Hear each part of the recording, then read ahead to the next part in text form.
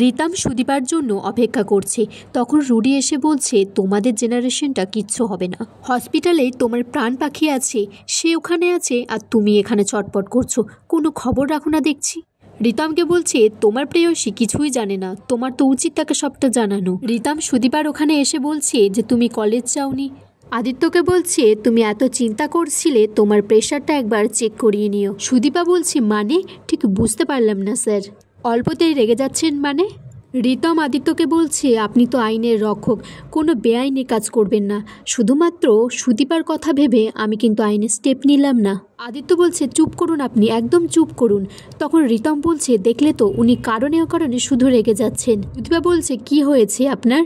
আপনি এইরকমই বা কেন করছেন? একটা নার্স স্টাফ এসে আদিত্যর প্রেশারটা মাপতে চাইলে আদিত্য বলছে, কে বলেছে আমার প্রেশার নেই? যান আপনি এখান থেকে। পরমার তো পায়ে ব্যথা, পরমাকে উপরে নিয়ে যাওয়ার জন্য অভিকে ডাকছে।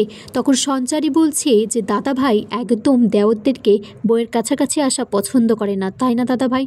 অভ্র তখন বলছে, তুমি চুপ করো। পরমা বলছে, আমার কারোর হেল্প লাগবে না, আমি একাই যেতে পারবো। আদিত্য তখন মনে মনে ভাবছে যে রিতম সব জায়গায় কিভাবে পৌঁছাচ্ছে। মন্দিরে ছিল, আগের দিন যখন পরমার পায়ে লেগেছিল তখনও সে গাড়ির কাছে ছিল দাঁড়িয়ে, আবার পিজিতেও সুদীপাকে সে পৌঁছে দিয়েছে। সব জায়গায় সুদীপা এই লোকটাকে কি করে পাচ্ছে? এই লোকটাই তাহলে আমার আর সুদীপার সম্পর্কে ফাটল ধরানোর চেষ্টা করছে না তো? সুদীপা বলছে, আমি কেন বুঝতে পারছি না উনি এরকম করছে। রিতম বলছে, সুদীপা, তোমার হাজবেন্ড তোমাকে আর আমাকে নিয়ে সন্দেহ করছে। সুদীপা বলছে, না, উনি সেই রকম মানুষ নন।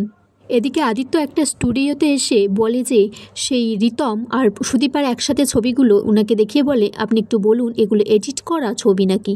এদিকে পরমা অভ্রকে বলছে, তুমি কি মনে করছো আমি নিজের পাপ ঢাকার জন্য এগুলো ইচ্ছা করে করেছি?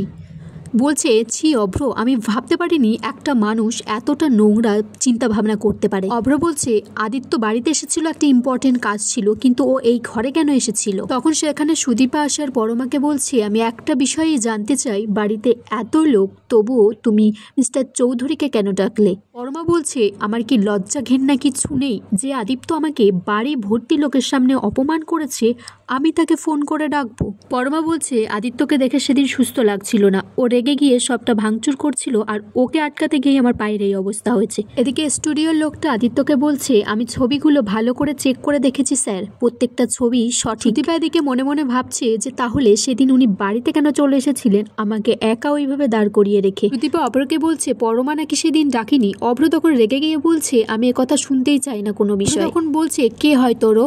ও কি নিজের মায়ের পেটের বোন যে তুই ওকে এতটা বিশ্বাস করছিস? এদিকে আদিত্যর মাও সুদীপাকে বলছে যে আদিত্য নাকি বলেছে তুই ওকে ঠকিয়েছিস। কেন বললো এরকম কথা? সুদীপার সবটা শুনে খুব সন্দেহজনক লাগছে।